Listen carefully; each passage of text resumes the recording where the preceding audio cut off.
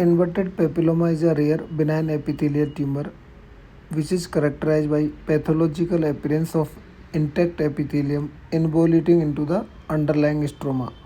Although they are benign, but inverted papilloma are locally aggressive and harbor synchronous or metachronous squamous cell carcinoma in about 5 to 10% of the cases.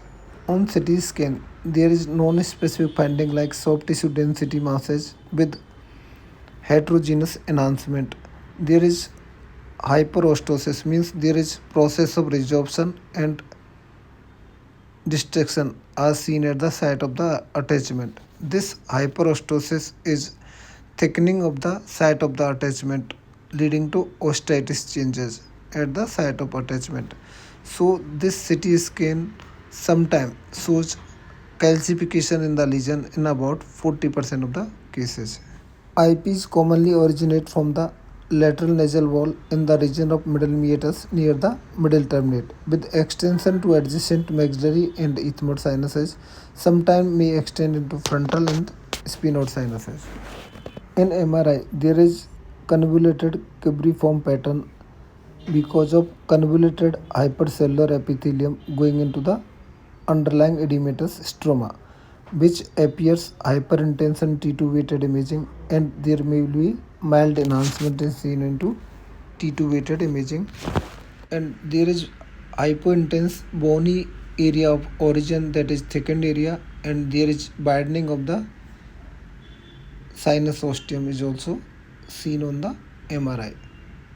There are three approaches to address these type of lesions.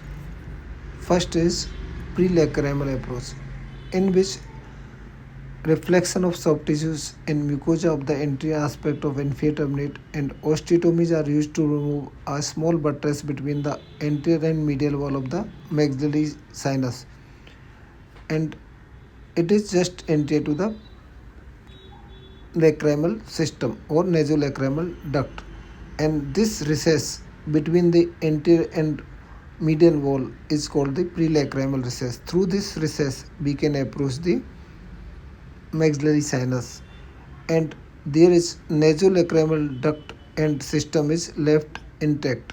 So this approach is called prelacrimal approach through the prelacrimal recess. Second approach is the modified medial maxillectomy approach. This approach allows preservation of lacrimal duct by extending the megaantrostomy inferiorly below the Heschner's wall up to the pyriform aperture in the inferior meatus. This approach allows infralateral access to the maxillary sinus. And the third approach is the modified endoscopic Denker approach or endoscopic complete medial maxillectomy approach. In this approach, there is complete removal of the medial and anterior wall of the maxillary sinus, in which you have to dissect the nasolacrimal duct system also, and you have to make sharp cut on the nasolacrimal duct, and you can access this approach the pterygopalatine fossa and infratemporal fossa. So this is extended approach. So these are the three endoscopic approaches for the maxillary sinus.